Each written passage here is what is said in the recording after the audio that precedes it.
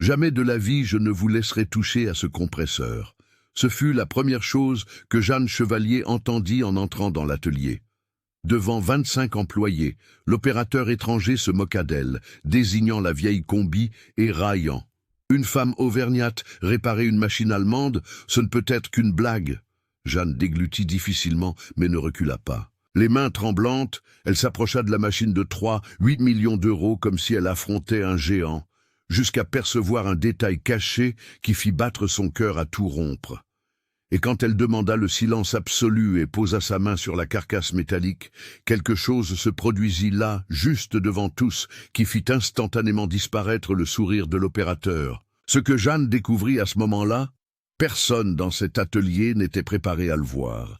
Et dites-moi une chose, avez-vous déjà eu affaire à un gros compresseur, une machine industrielle lourde ou un équipement qui, rien qu'à le regarder, vous fiche la trouille? Racontez-moi dans les commentaires la pire galère que vous ayez jamais rencontrée.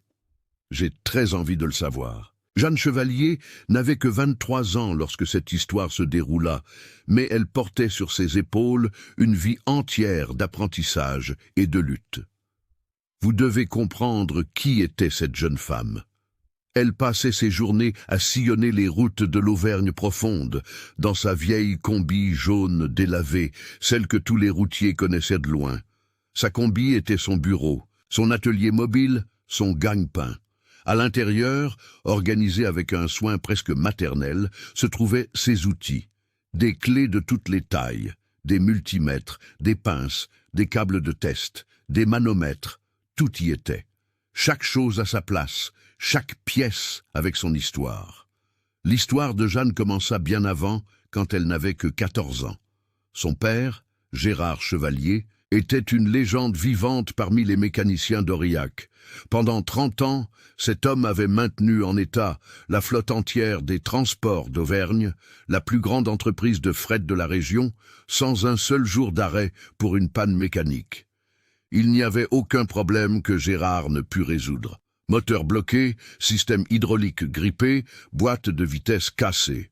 Il regardait et posait la main, écoutait le son et hop, il découvrait le problème. C'était presque magique, mais ce n'était pas de la magie, non. C'était de la connaissance pure, accumulée au fil de décennies de travail honnête. Mais la vie a de ses revers cruels, vous savez. Un après-midi de juillet, Gérard était sous un camion Scania quand il sentit des vertiges.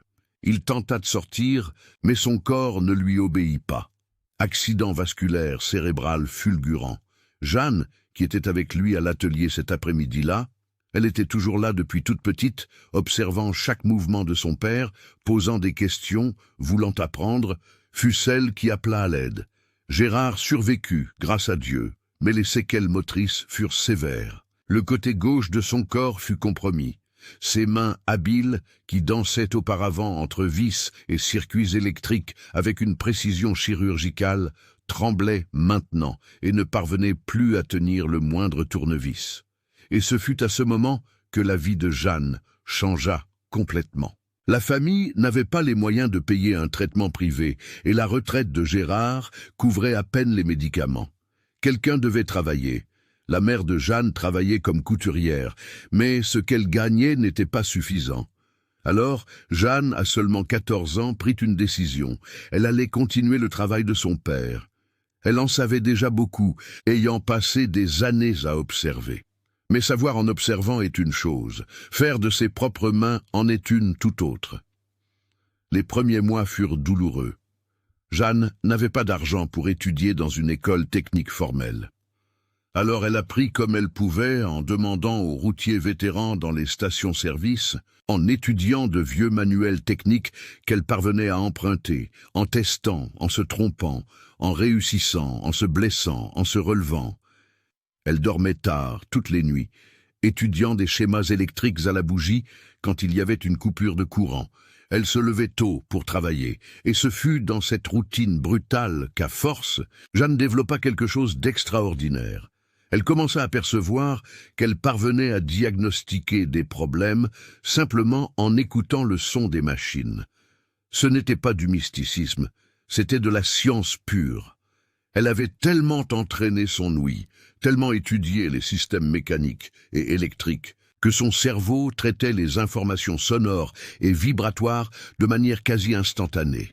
Un bruit aigu dans le moteur, un système de refroidissement compromis, une vibration irrégulière dans la transmission, une usure des roulements, un sifflement spécifique dans le système pneumatique, une fuite dans une valve secondaire. Les routiers commencèrent à l'appeler la doctoresse de la route, avec un respect sincère, car elle résolvait des problèmes qui laissaient les mécaniciens ayant 30 ans d'expérience se gratter la tête. Mais tout n'était pas rose. Jeanne était constamment confrontée aux préjugés. Il y avait des ateliers qui ne la laissaient pas entrer, des propriétaires de camions qui riaient à son nez. Une femme mécanicienne, vous vous moquez de moi, n'est-ce pas? Mais elle n'abandonna jamais. Chaque travail bien fait était une victoire. Chaque moteur qui redémarrait était une preuve. Et à 23 ans, 9 ans après ce terrible jour de l'AVC de son père, Jeanne avait bâti une solide réputation. Elle n'était pas riche, loin de là. Elle vivait juste, mais avec dignité. Ce fut un matin doux, de ceux où le soleil brûle et l'air semble lourd, que le téléphone portable de Jeanne sonna. C'était un numéro inconnu. À l'autre bout du fil, une voix masculine, tendue, presque désespérée. « Jeanne, c'est vous la mécanicienne qu'ils appellent la doctoresse de la route ?» Elle confirma. « Mon nom est Antoine Leclerc. Je suis le propriétaire des tissages de Roubaix, la plus grande usine textile de la région. J'ai besoin de votre aide. » D'urgence. Jeanne écouta toute l'histoire et sentit un pincement au cœur. L'usine était complètement à l'arrêt depuis 3 semaines. Le compresseur industriel principal, un Kaiser allemand qui avait coûté la somme faramineuse de 8 millions d'euros, présentait une panne mystérieuse que personne ne parvenait à résoudre. 3 ingénieurs furent dépêchés d'Allemagne. Ils passèrent une semaine entière à faire des tests, à remplacer des pièces, à recalibrer des systèmes, et rien. Le compresseur démarrait, fonctionnait quelques minutes, puis s'éteignait automatiquement, affichant un code d'erreur que même le manuel technique n'expliquait pas correctement. 340 employés furent mis en congé forcé. L'usine perdait 280 000 euros par jour. Antoine était au bord du désespoir. « Pourquoi m'appelez-vous » demanda Jeanne honnêtement. « Je n'ai jamais travaillé avec des équipements industriels de cette taille. » Antoine respira profondément. « Parce que mon père a été routier pour les transports d'Auvergne pendant 20 ans. Il me racontait des histoires sur votre père, sur Gérard Chevalier, le mécanicien qui faisait des miracles, et il m'a dit que sa fille avait hérité du don. Je n'ai plus d'option, Jeanne. Je suis en train de couler. Accepteriez-vous au moins de jeter un coup d'œil » Jeanne sentit le poids de la responsabilité. Elle n'avait jamais travaillé avec des compresseurs industriels allemands. Mais en même temps, une voix en elle, la voix de son père qui lui enseignait, disait « Une machine est une machine. Ma fille, le principe est le même. Système électrique, système mécanique, système pneumatique. Tu comprends les principes, tu comprends la machine. » Elle accepta. 2 heures plus tard, Jeanne roulait sur la nationale 88 en direction de Roubaix. Son cœur battait la chamade. Peur et excitation se mêlaient. En arrivant au portail des tissages de Roubaix, elle fut impressionnée par la taille de l'installation industrielle. C'était énorme, imposant, tout était très organisé et propre. Elle gara sa combi usée entre les voitures importées des cadres et sentit une pointe d'insécurité. Elle portait sa combinaison bleue tachée de graisse, transportait sa boîte à outils improvisée. Elle avait de la graisse sous les ongles. Avait-elle eu raison d'accepter? Un agent de sécurité l'accompagna jusqu'à l'atelier où se trouvait le compresseur. Et c'est là que tout commença, car l'attendant, les bras croisés et une expression de pur dédain, se tenait Luca Rossi. Luca Rossi avait 41 ans et portait dans ses yeux bleu clair cette expression de quelqu'un qui se croyait supérieur à tout et à tous autour de lui. Il était grand, mince, les cheveux gris coiffés en arrière avec du gel et portait une combinaison industrielle impeccablement propre, presque sans tache, comme si travailler avec des machines était quelque chose qu'il supervisait plus qu'il n'y mettait vraiment la main. Il avait émigré de Milan en France 8 ans auparavant, recruté par les tissages de Roubaix, spécifiquement pour son expérience avec des équipements européens de haute complexité. Et depuis le jour de son arrivée, Luca n'avait jamais caché son mépris pour le pays qui l'avait accueilli. Il vivait seul dans un appartement du centre de Roubaix, décoré de posters d'équipes italiennes et de photos de son époque à Milan. Luca ne s'était jamais marié, n'avait jamais eu d'enfant et ne gardait que très peu d'amis. La vérité est que Luca était profondément solitaire, mais cachait cette douleur sous des couches et des couches d'arrogance. Il avait grandi dans une Italie post-industrielle, où lui-même avait été humilié et considéré comme un ouvrier de seconde classe pour ne pas avoir de diplôme universitaire. Quand il était venu en France, il avait enfin trouvé un endroit où il pouvait se sentir supérieur, où son accent européen et son expérience avec les machines allemandes le plaçaient au-dessus des autres. Et il s'était accroché à ce sentiment de supériorité, comme un naufragé s'accroche à une planche au milieu de l'océan. Quand Luca vit Jeanne descendre de la combi jaune usée, avec sa combinaison tachée de graisse et sa boîte à outils qui semblait avoir été assemblée avec des restes d'autres ateliers, quelque chose en lui s'enflamma. C'était comme si la présence de cette jeune femme simple, auvergnate, trop jeune, sans diplôme, sans sophistication, était une offense personnelle à tout ce qu'il représentait. Il lâcha un grand éclat de rire cruel qui résonna dans l'atelier industriel. « Madonna Santa !» s'exclama-t-il avec son fort accent italien, battant des mains de façon exagérée et sarcastique. « Ils ont envoyé une femme, une ragazza d'Auvergne !» Il imita de façon offensive l'accent régional, traînant les voyelles. « Quoi, ma belle, tu vas réparer le compresseur, hein ?» Les 3 ouvriers qui étaient près de lui rirent nerveusement, plus par pression sociale que parce qu'ils trouvaient cela vraiment drôle. Jeanne sentit le sang lui monter au visage, mais garda son calme. Elle avait déjà fait face aux préjugés, maintes fois. Mais quelque chose dans la cruauté délibérée de Luca était différent. C'était personnel, c'était calculé pour blesser. « Bonjour », dit-elle d'une voix ferme et polie. « Je m'appelle Jeanne Chevalier. Monsieur Antoine Leclerc m'a appelé pour évaluer le problème du compresseur. » Luca fit 2 pas vers elle, l'examinant de haut en bas, avec un dédain qu'il ne prenait pas la peine de dissimuler. Leclerc est désespéré, capisci, désespéré.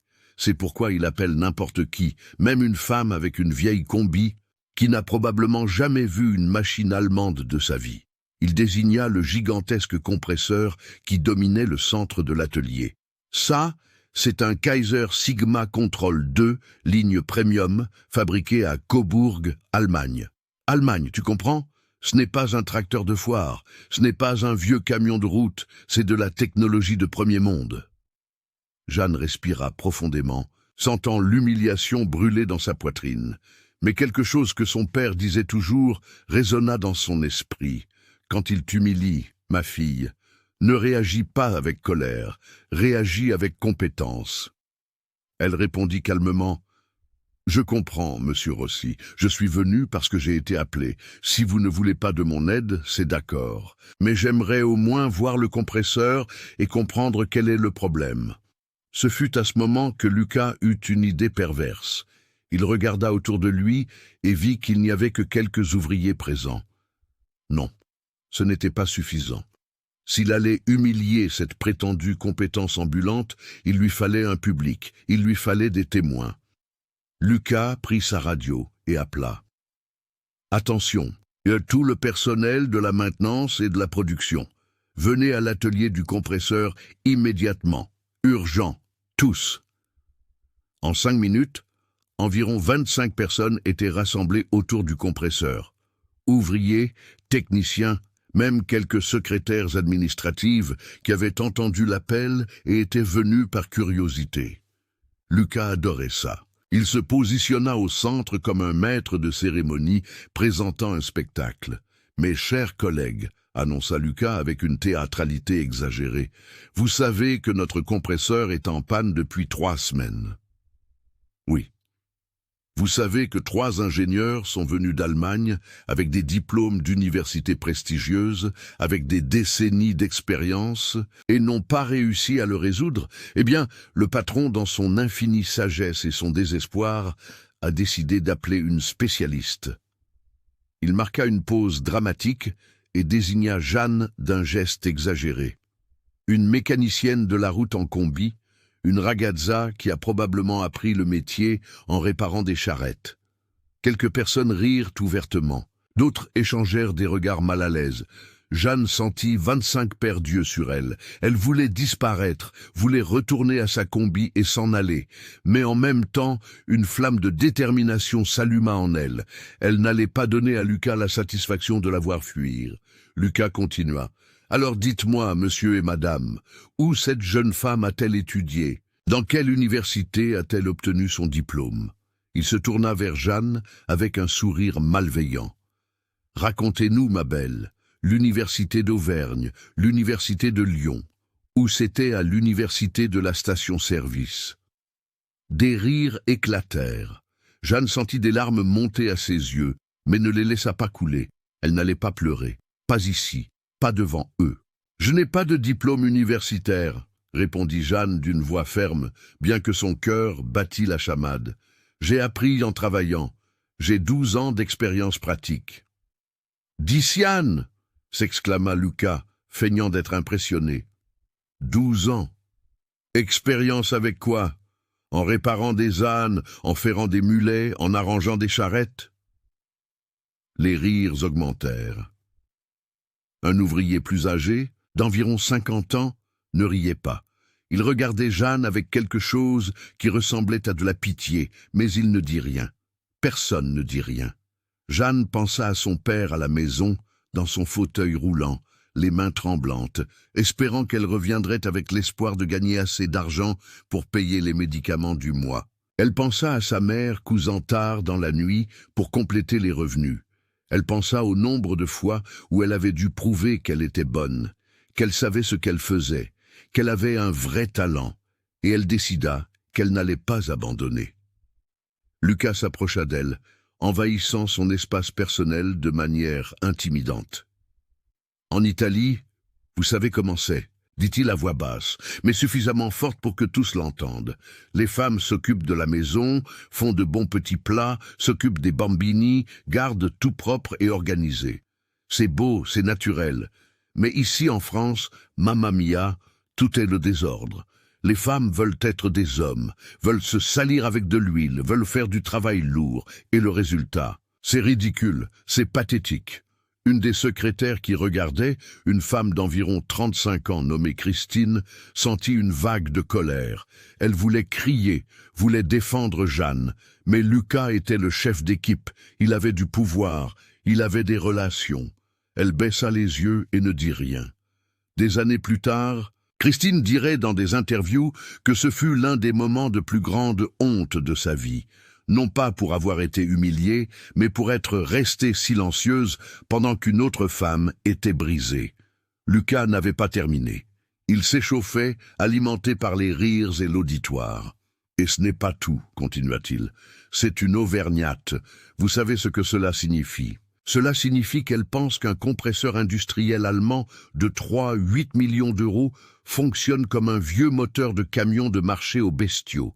Elle va arriver ici, donner quelques tapes, faire une bénédiction, et voilà. Miracle français. » Plus de rire.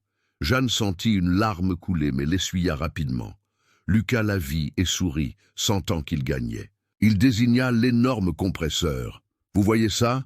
C'est un Kaiser Sigma Control 2 à 2 étages, avec un système de récupération de chaleur intégré, un contrôleur CPC entièrement électronique, un suivi en temps réel de 247 paramètres différents. Vous comprenez ce que je dis? 247 paramètres. Ce n'est pas une coccinelle, ce n'est pas un petit camion, ce n'est pas un moteur de hors-bord. » Il croisa les bras et la regarda avec dédain. « Jamais de la vie je ne vous laisserai toucher à ça. Cette machine vaut plus que votre vieille combi, votre maison et tout ce que vous avez dans la vie réunie. Probablement plus que tout ce que vous gagnerez en travaillant toute votre vie. Vous ne savez même pas lire l'allemand. Comment allez-vous comprendre les codes d'erreur? Comment allez-vous interpréter le manuel technique? Comment? Jeanne respira profondément. Je peux essayer? Dit-elle à voix basse. Quoi? Lucas mit la main à son oreille. Je n'ai pas entendu. Parlez plus fort. J'ai dit que je pouvais essayer, répéta Jeanne un peu plus fort. Lucas explosa de rire. Elle peut essayer, Madonna. Elle peut essayer. Les ingénieurs allemands n'ont pas réussi, mais elle peut essayer. Il se tourna vers la foule. Mes amis, j'ai une proposition. Faisons comme ça. Je laisse la petite mademoiselle regarder le compresseur. Je la laisse jeter un coup d'œil, faire semblant de comprendre, faire son petit théâtre. Mais il leva l'index. Mais si elle ne résout rien, elle admet ici, devant tout le monde, qu'elle est venue juste pour gagner de l'argent facile et qu'une femme ne sert pas à ce genre de travail. D'accord? Le silence qui suivit fut lourd, gênant. Certains ouvriers secouèrent la tête, désapprouvant la cruauté. D'autres attendaient avec impatience la réponse de Jeanne. Christine ferma les yeux, ne supportant pas de regarder. Et Jeanne, le cœur brisé, mais la dignité préservée, regarda Lucas dans les yeux et dit « J'accepte ». Lucas applaudit. « Bravissima! Alors allons-y. Je vais même appeler l'Allemagne pour leur dire qu'ils n'ont plus besoin d'envoyer d'ingénieurs. Maintenant, nous avons la mécanicienne auvergnate en combi jaune pour résoudre nos problèmes. » Les rires étaient presque assourdissants. Alors qu'elle marchait vers le compresseur, Jeanne entendait les commentaires malveillants.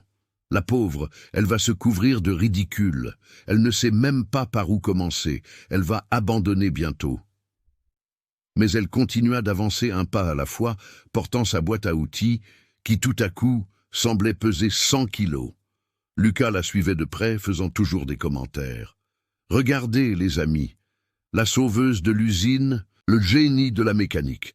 Bientôt, elle découvrira que le problème est un manque de prière. » Plus de rire. Un jeune ouvrier d'environ 22 ans riait tellement qu'il dut se tenir à un pilier pour ne pas tomber. Jeanne se positionna devant le gigantesque compresseur. La machine était imposante. 3 mètres de haut, 5 mètres de long. Un labyrinthe de tuyauteries chromées, de valves, de capteurs, de câbles électriques, tout parfaitement organisé et étiqueté en allemand. Elle sentit une vague d'insécurité. C'était vraiment très différent de tout ce sur quoi elle avait déjà travaillé. Mais alors elle ferma les yeux et respira profondément, et entendit la voix de son père dans sa mémoire. « Une machine est une machine, ma fille. Le principe est le même. Ne te laisse pas intimider par la taille. Écoute, sens, comprends. » « J'aimerais faire un test, » dit Jeanne d'une voix ferme. « J'ai besoin d'entendre le compresseur fonctionner. » Lucas leva les yeux au ciel. « Ah, bien sûr. La spécialiste a besoin d'entendre. Elle se prend pour un médecin faisant de l'auscultation. Elle va mettre un stéthoscope sur la machine. » Nouveau rire. « D'accord. Faisons ton petit théâtre. Mais quand ça ne donnera rien, tu respecteras l'accord. » Lucas actionna le panneau de contrôle. Le compresseur commença à démarrer avec un ronflement grave et puissant. Jeanne demanda « S'il vous plaît, j'ai besoin d'un silence absolu. » Quelques-uns rirent doucement, mais Lucas, intrigué malgré lui, fit un geste brusque pour que tous se taisent. Et ce fut à ce moment-là, mes amis, que quelque chose d'extraordinaire se produisit. Jeanne ferma les yeux et posa sa main sur la structure métallique du compresseur. Elle sentit les vibrations parcourir la surface. Son visage se transforma en pure concentration.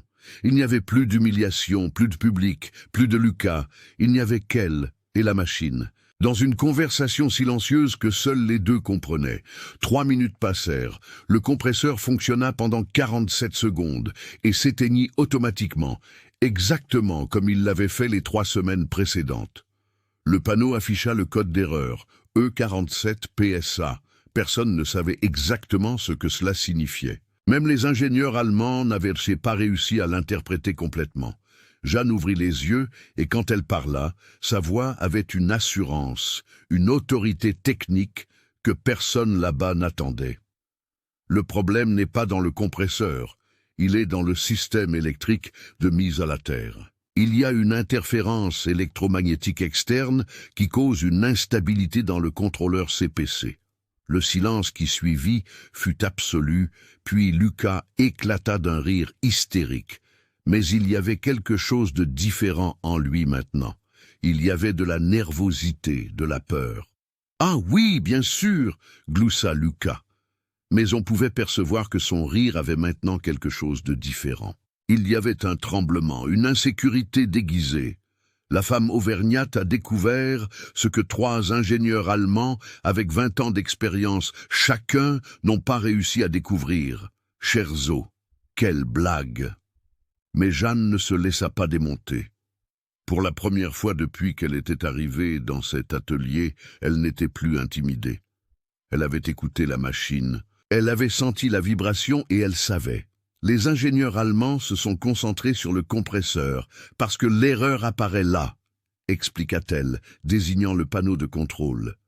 Mais j'ai appris avec les routiers vétérans que lorsque le problème n'a pas de sens, lorsqu'il est intermittent et imprévisible, on ne cherche pas à l'intérieur de la machine, on cherche à l'extérieur.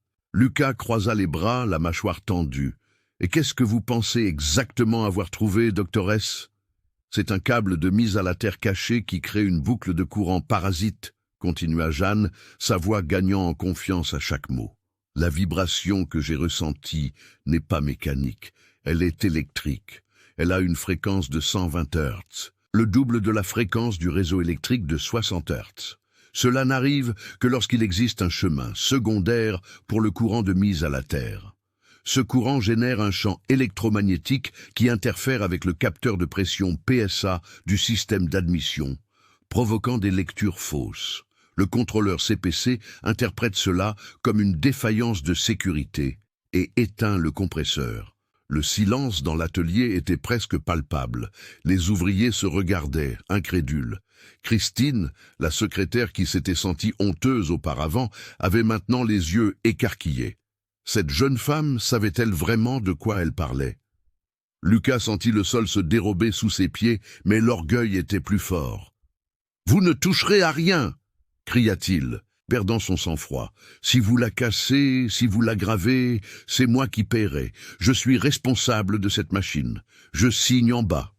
Je ne laisserai pas une amatrice tout gâcher. »« Je peux le prouver, » dit calmement Jeanne. Laissez-moi voir les schémas électriques de l'installation. Juste voir, je ne toucherai à rien pour l'instant. Ce fut à ce moment qu'une voix grave résonna du fond de l'atelier. « Lucas, apportez-lui les schémas. » Tous se retournèrent. C'était Antoine Leclerc, le propriétaire de l'usine. Il avait 58 ans, les cheveux grisonnants, un ventre proéminent, le visage marqué par la fatigue de 3 semaines d'enfer. Il avait été informé par l'un des ouvriers de la confrontation en cours et était venu immédiatement. Antoine marchait lentement, mais avec autorité. 25 employés lui ouvrirent le chemin automatiquement. « Monsieur Leclerc, avec tout le respect, » commença Lucas, mais Antoine leva la main, le coupant. « Lucas, vous avez été embauché pour maintenir cette usine en marche. Cela fait 3 semaines qu'elle est à l'arrêt. J'ai fait venir des ingénieurs d'Allemagne qui ont coûté une fortune et n'ont rien résolu. Maintenant, j'ai fait venir cette jeune femme parce que des gens en qui j'ai confiance m'ont dit qu'elle était bonne, très bonne. » Antoine regarda directement Lucas dans les yeux. « Alors, vous allez apporter les schémas électriques maintenant.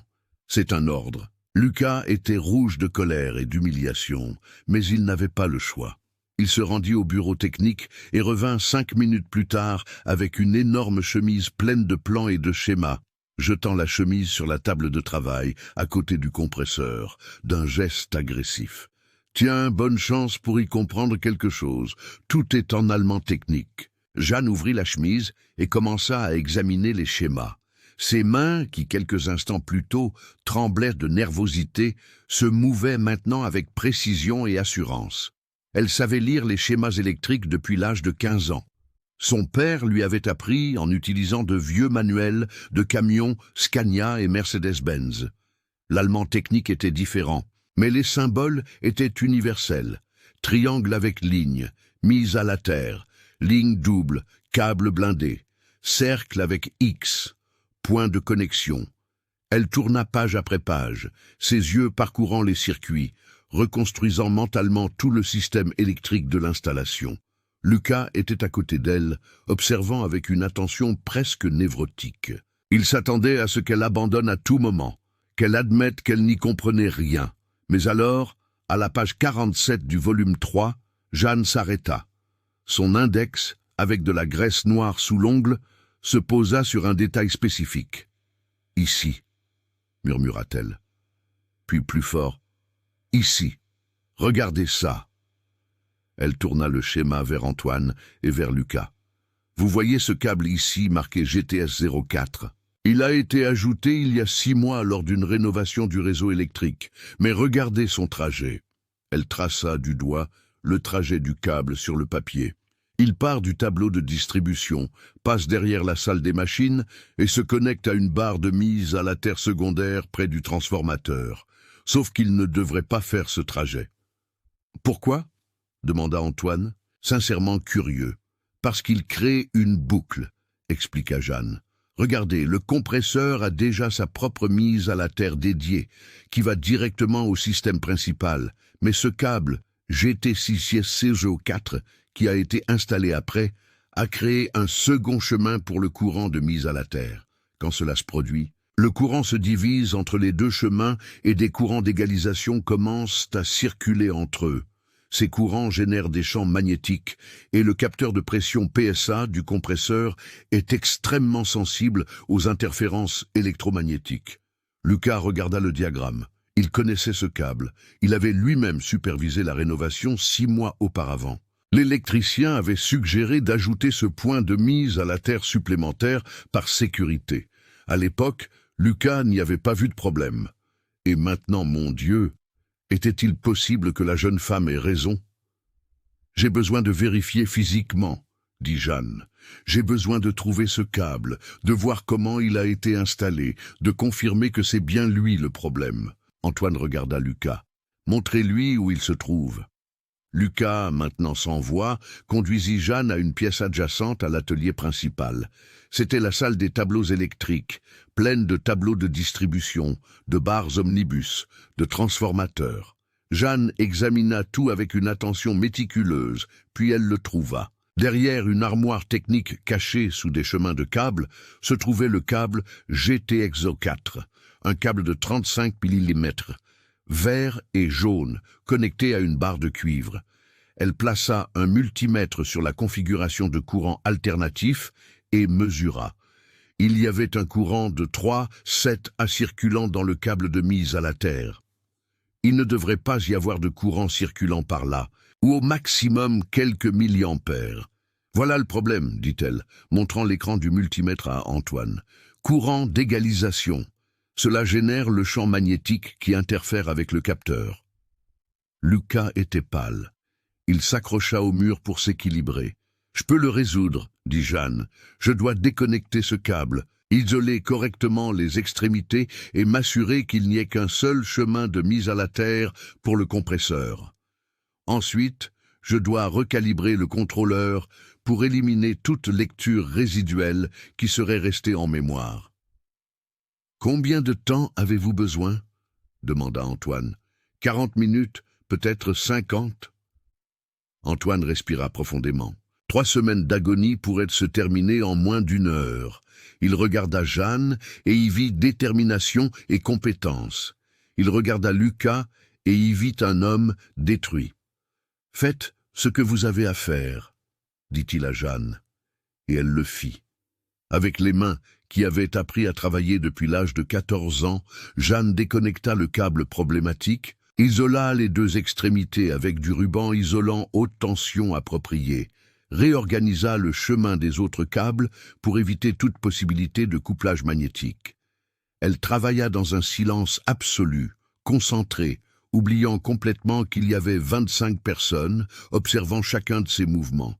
Après 38 minutes, elle accéda au contrôleur CPC du compresseur en utilisant le panneau tactile. Elle navigua dans les menus en allemand, comme si elle lisait le français. Elle réinitialisa les paramètres du capteur PSA, recalibra la ligne de base de référence, nettoya les journaux d'erreur. Elle respira profondément. Vous pouvez l'allumer. Antoine se rendit personnellement au panneau principal. Sa main trembla lorsqu'il pressa le bouton vert d'allumage. Le compresseur commença à prendre vie avec son ronflement caractéristique. 10 secondes, 20 secondes, 47 secondes, le point où il s'éteignait toujours avant. 50 secondes, 1 minute, 2 minutes, 3 minutes. Le compresseur fonctionnait parfaitement. Le panneau de contrôle affichait tous les paramètres dans la normalité. Pression stable, température nominale, aucun code d'erreur. 5 minutes, 10 minutes, 15 minutes. Et alors, il explosa. Non pas le compresseur, mais l'émotion contenue de tous là-bas. Les ouvriers commencèrent à crier, à s'embrasser, à pleurer. Christine, la secrétaire, avait les mains sur le visage, des larmes coulaient. 25 personnes applaudissant, criant le nom de Jeanne, célébrant comme si c'était le nouvel an. Jeanne sentit ses jambes flageoler. Elle avait réussi, d'une manière ou d'une autre, inexplicablement. Elle avait résolu un problème que des ingénieurs allemands n'avaient pas réussi à résoudre. Les larmes qu'elle avait retenues pendant toute l'humiliation coulaient maintenant librement, mais c'étaient des larmes de joie, de soulagement, de revendication. Lucas était appuyé contre le mur, le visage dans les mains. Il pleurait aussi, mais de honte. Une honte profonde, corrosive. Il avait été si cruel, si arrogant, si absolument certain de son infériorité, et il avait eu tort. Complètement, indiscutablement tort. Antoine s'approcha de Jeanne, les yeux rouges d'émotion. Il attendit que le silence revienne, et parla, la voix embrouillée. « Mes amis, il y a quelque chose que vous devez savoir. Cette jeune femme ici, cette mécanicienne extraordinaire, est Jeanne Chevalier, fille du légendaire Gérard Chevalier. » Quelques ouvriers plus âgés écarquillèrent les yeux. Ils connaissèrent le nom. Gérard était une légende. Gérard Chevalier a maintenu la flotte des transports d'Auvergne en marche pendant 30 ans, sans un seul jour d'arrêt pour une panne mécanique. Antoine continua. C'était un génie, et il y a 9 ans, il a subi un AVC. À seulement 14 ans, cette jeune fille a repris l'héritage de son père. Elle a tout appris seule, en étudiant, en travaillant, en suant. Elle a plus de connaissances pratiques que beaucoup d'ingénieurs diplômés que je connais. Le silence était révérencieux. Maintenant, Antoine se tourna vers Lucas. Et vous, Lucas, vous l'avez humiliée. Vous l'avez humiliée parce que c'est une femme. Vous l'avez humiliée parce qu'elle est auvergnate. Vous l'avez humiliée parce qu'elle n'a pas de diplôme accroché au mur. Vous devriez avoir honte, profondément honte. Lucas leva le visage. Des larmes coulaient sur son visage. Il marcha lentement jusqu'à Jeanne et devant tous, il tomba à genoux. Il tomba à genoux et sanglota. « Me dispiace », dit-il d'une voix brisée. « S'il vous plaît, pardonnez-moi, pardonnez-moi vraiment. J'ai été terrible, horrible. Je vous ai traité comme une moins que rien. Vous m'avez donné une leçon que je n'oublierai jamais, jamais. » Jeanne regarda cet homme détruit à ses pieds. Et malgré tout, malgré la cruauté, malgré l'humiliation publique, elle ressentit de la compassion. Elle se pencha et posa sa main sur son épaule. « Je vous pardonne, » dit-elle doucement, « mais apprenez une chose, la compétence n'a pas d'accent, n'a pas de genre, n'a pas de nationalité. Mon père disait toujours que le meilleur outil d'un mécanicien n'est pas dans la boîte, il est dans le cœur. Écrivez dignité si vous croyez que la compétence n'a ni genre ni âge. » Les heures qui suivirent ce moment furent intenses, mes amis. Intenses d'une manière que personne là-bas n'avait jamais expérimentée, car il ne s'agissait pas seulement d'un compresseur qui fonctionnait à nouveau. Il s'agissait de personnes redécouvrant leur humanité. Antoine appela une réunion d'urgence avec tous les employés de l'usine. 340 travailleurs qui étaient chez eux en congé forcé reçurent des appels, leur demandant de revenir immédiatement. Beaucoup n'y croyaient même pas. C'est vrai, l'usine va reprendre? Quand ils arrivèrent et virent le compresseur ronronner parfaitement, quand ils connurent l'histoire complète, beaucoup pleurèrent ouvertement. Antoine tint à placer Jeanne sur une petite estrade improvisée dans la cour centrale de l'usine. Elle était gênée, n'aimait pas être le centre de l'attention, mais il insista. « Cette jeune femme de 23 ans a sauvé les emplois de vous tous », annonça-t-il au mégaphone. « Elle a sauvé cette usine, et je veux que tout le monde connaisse son nom, Jeanne Chevalier. » L'ovation fut assourdissante. 340 personnes, applaudissant, criant, sifflant. Jeanne sentit son cœur déborder. Elle pensa à son père à la maison, aux mains tremblantes, et souhaita tellement qu'il puisse être là pour voir cela, pour savoir que son héritage continuait à vivre à travers elle. Mais le moment le plus important arriva après, lorsque la foule se dispersa. Lucas s'approcha à nouveau de Jeanne. Il s'était lavé le visage, mais ses yeux étaient encore rouges et gonflés. « Puis-je vous parler » demanda-t-il à voix basse, humblement. « S'il vous plaît. » Ils s'assirent sur un banc de bois dans le jardin de l'usine. Lucas resta silencieux longtemps, comme s'il rassemblait son courage. Puis il commença à parler, et pour la première fois depuis son arrivée en France 8 ans auparavant, Lucas se permit d'être vraiment vulnérable. « Je dois vous raconter quelque chose, » dit-il, la voix tremblante. « Non pas pour me justifier, car il n'y a aucune justification pour ce que j'ai fait, mais pour que vous compreniez pourquoi je suis comme ça. » Il respira profondément. « Quand j'avais 19 ans, à Milan, je travaillais dans une usine de pièces automobiles. J'étais ouvrier, comme mon père l'avait été, comme mon grand-père l'avait été. Une famille pauvre, vous savez. Je voulais étudier l'ingénierie, mais je n'avais pas d'argent. Les ingénieurs de l'usine me traitaient comme de la merde. Ils m'appelaient le stupide, l'ouvrier sans avenir. Ils disaient que je ne serais jamais rien parce que je n'avais pas de diplôme. » Jeanne écoutait en silence, commençant à comprendre. « J'ai beaucoup souffert, » continua Lucas, les larmes revenant. « Vraiment beaucoup. Je travaillais 2 fois plus pour prouver que j'avais de la valeur, mais ce n'était jamais suffisant. Jamais. Alors, quand je suis venu en France, quand j'ai enfin eu une position de respect, quand les gens me regardaient avec admiration parce que j'étais européen, parce que j'avais de l'expérience avec les machines allemandes, je m'y suis accroché. Je me suis accroché à ce sentiment d'être supérieur, parce que toute ma vie, j'avais été traité comme inférieur. » Il regarda Jeanne, les yeux implorant la compréhension. « Mais vous savez ce qui est pire, je suis devenu exactement ce que je haïssais. Je suis devenu ces ingénieurs cruels qui m'ont humilié. J'ai fait avec vous exactement ce qu'ils ont fait avec moi, et je ne mérite pas de pardon. » Jeanne sentit une vague de compassion. Elle comprit. Les personnes blessées blessent souvent d'autres personnes. C'était un cycle terrible. « Lucas, » dit-elle doucement, « vous avez le pardon ? Oui, je vous ai déjà pardonné, mais maintenant vous devez vous pardonner aussi et vous devez briser ce cycle. »« Mais comment ?» demanda-t-il désespéré. « Comment puis-je réparer ça en étant différent à partir de maintenant ?»« En traitant les gens avec le respect que vous auriez aimé recevoir, » répondit Jeanne. « En enseignant au lieu d'humilier, en élevant au lieu d'abaisser. » Lucas hocha la tête, essuyant ses larmes. « Je vais le faire. Je vous le jure. Je passerai le reste de ma vie à être différent. » Dans les jours qui suivirent, la transformation de Lucas fut visible pour tous.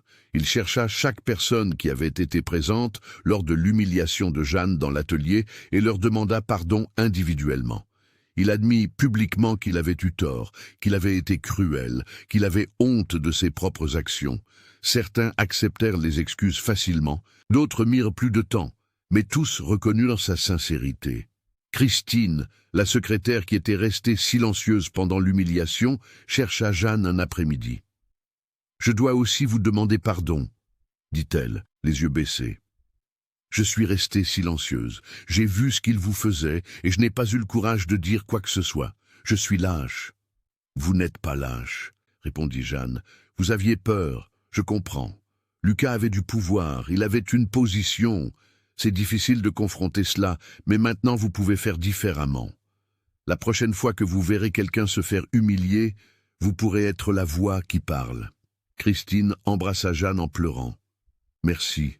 Merci de m'apprendre ça. Antoine appela Jeanne dans son bureau une semaine après l'incident. J'ai une proposition pour vous, dit-il en souriant. Je veux que vous travailliez ici. En tant que superviseur technique de maintenance, vous coordonneriez toute la maintenance de l'installation industrielle.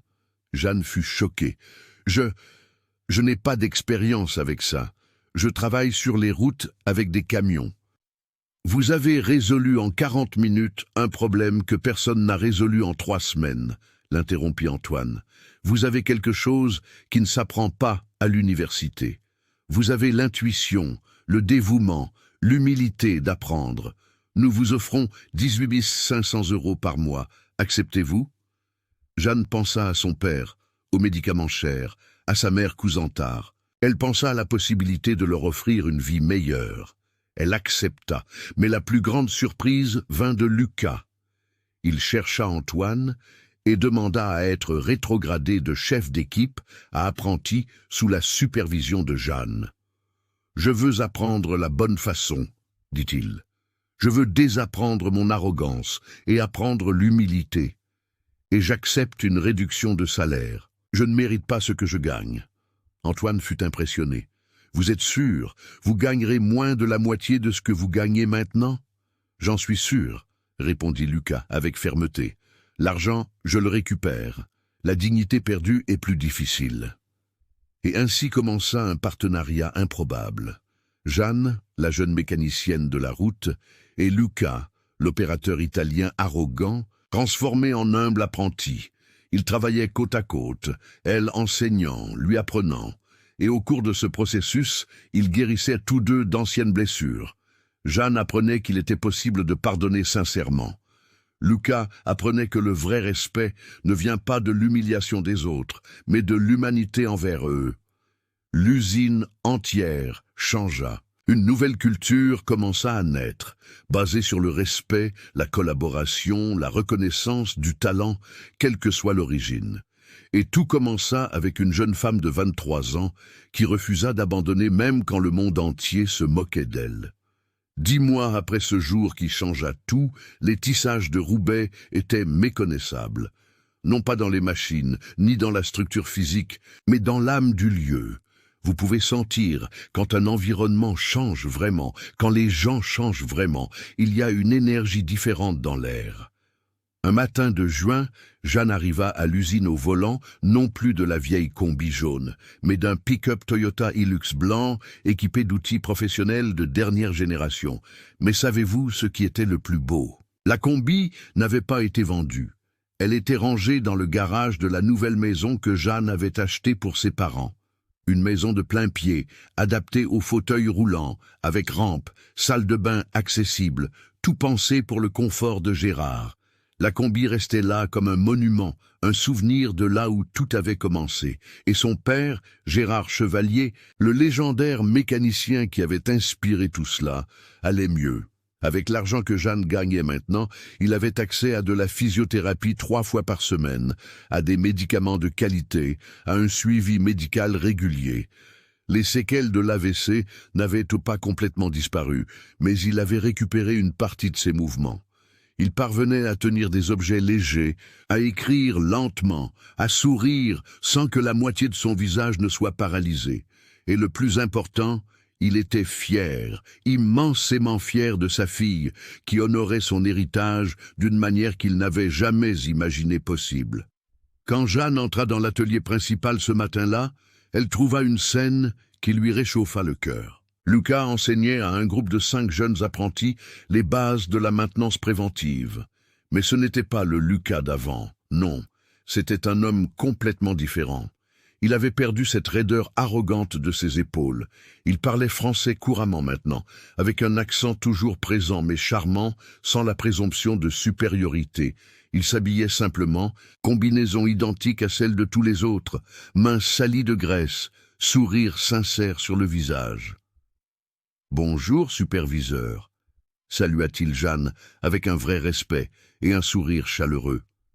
Les 5 apprentis la saluèrent également, tous avec de l'admiration dans les yeux. Parce qu'en ces 10 mois, Jeanne n'avait pas seulement coordonné la maintenance de l'usine, elle était devenue une mentor, une inspiration, une preuve vivante que le talent et le dévouement peuvent vaincre tous les préjugés.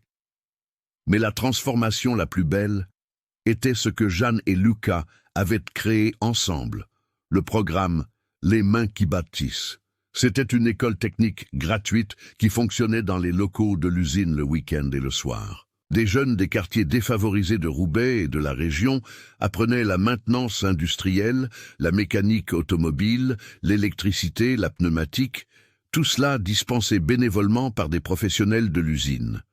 Lucas était l'un des professeurs les plus dévoués. En 10 mois, le programme avait déjà formé 87 jeunes, et 63 d'entre eux étaient déjà employés dans des entreprises de la région.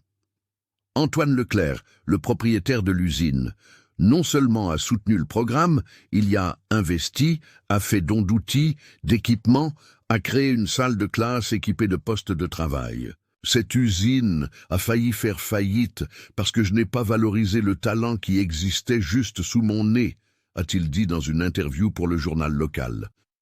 Jeanne m'a appris qu'investir dans les personnes, surtout celles qui sont sous-estimées par la société, est le meilleur investissement qu'un entrepreneur puisse faire. Christine, la secrétaire qui était restée silencieuse pendant l'humiliation 10 mois plus tôt, était maintenant la coordinatrice administrative du programme « Les mains qui bâtissent ». Elle avait trouvé un but.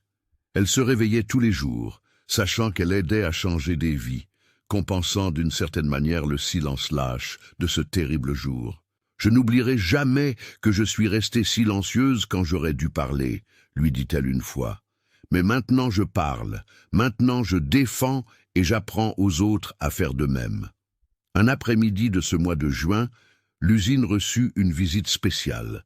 C'était une délégation d'entrepreneurs d'autres villes de France qui étaient venus découvrir le célèbre programme de formation. Lucas fut invité à donner une conférence sur son expérience, et ce qu'il dit, mes amis, fut à donner la chair de poule. « Je suis venu d'Italie en pensant que j'étais supérieur », commença Lucas, sa voix ferme mais humble. « J'avais de l'expérience européenne, je connaissais les machines allemandes, je parlais 3 langues, et à cause de cela je me croyais meilleur que les Français. Meilleur que les Auvergnats. Meilleur que toute personne qui n'avait pas mon parcours. Mais savez-vous ce qui s'est passé? Une femme de 23 ans d'Auvergne, sans diplôme universitaire, m'a donné la plus grande leçon de ma vie. » Il fit une pause, l'émotion évidente. Elle n'a pas seulement réparé un compresseur que je n'ai pas réussi à réparer, elle a réparé mon âme. Elle m'a montré que je ne savais rien sur le respect, sur l'humilité, sur le vrai sens d'être un professionnel. Je l'ai humiliée de la pire façon possible, et malgré tout, elle m'a pardonné, elle m'a appris, elle m'a transformé. Les entrepreneurs écoutaient en silence absolu. Lucas continua. « Aujourd'hui, je parle français. J'étudie la culture régionale avec un intérêt et un respect sincère. Comme les traditions des fêtes locales, les contes populaires, l'histoire des figures marquantes de nos campagnes. J'ai appris que la vraie richesse ne réside pas dans votre lieu de naissance ou le nombre de diplômes que vous avez. Elle réside dans votre capacité à reconnaître la valeur de tous les êtres humains, indépendamment du genre, de l'origine ou de la classe sociale. » Quand la conférence se termina, Jeanne était au fond de la salle. Des larmes silencieuses coulant sur son visage. Lucas la vit et sourit. Après la conférence, il s'approcha. « Merci, dit-il simplement, de ne pas avoir renoncé à moi quand je ne le méritais pas. Tout le monde mérite une seconde chance, répondit Jeanne. Vous aviez juste besoin de quelqu'un pour vous rappeler qui vous étiez vraiment sous l'armure de l'arrogance. » Et l'histoire de Jeanne Chevalier et du câble qui sauva l'usine devint une légende en Auvergne. Elle fit l'objet d'articles de journaux, de reportages à la télévision locale, d'inspiration pour de jeunes femmes qui rêvaient de travailler dans des domaines dominés par les hommes. Mais le plus important n'était pas la célébrité, c'était l'impact réel. Des jeunes filles de 14, 15, 16 ans commencèrent à chercher le programme « Les mains qui bâtissent », voulant apprendre la mécanique. Des entrepreneurs commencèrent à embaucher des femmes pour des postes techniques. Des ateliers commencèrent à ouvrir leurs portes aux mécaniciennes. Un petit changement, mais réel. Une graine plantée qui germait lentement, mais avec force. Et savez-vous ce que Jeanne dit dans une interview quand on lui demanda le secret de son succès? Elle répondit: « Il ne s'agit pas d'être meilleur que les hommes ou de prouver quelque chose à quelqu'un. Il s'agit de faire ce que vous aimez avec excellence, de traiter les gens avec respect, de ne jamais abandonner vos rêves, même quand le monde entier doute de vous. Mon père disait toujours, le meilleur outil d'un mécanicien n'est pas dans la boîte, il est dans le cœur, et je porte cette leçon avec moi tous les jours. Aujourd'hui, quand vous passez devant les tissages de Roubaix, vous voyez à l'entrée une plaque. Ici, le talent n'a ni genre, ni accent, ni couleur. Ici, nous valorisons l'être humain. Et juste en dessous, en lettres plus petites, en mémoire de la leçon que Jeanne Chevalier nous a enseignée. Parce qu'au final, mes chers amis, cette histoire ne parle pas seulement d'un compresseur qui a été réparé. Elle parle de préjugés qui ont été brisés, d'orgueil qui a été guéri, d'humanité qui a été redécouverte. Elle parle d'une jeune femme qui a refusé d'être définie par les limitations que la société a tenté de lui imposer. Et elle parle d'un homme qui a appris que la vraie force ne réside pas dans l'humiliation des autres, mais dans le courage de reconnaître quand on a tort et de changer. Que cette histoire vous inspire à ne jamais sous-estimer personne, à ne jamais laisser les préjugés vous aveugler sur le talent extraordinaire qui peut se trouver juste sous vos yeux, et à toujours vous rappeler, la compétence n'a pas de genre, n'a pas d'accent, n'a pas de diplôme, elle n'a que du dévouement, du cœur et du courage.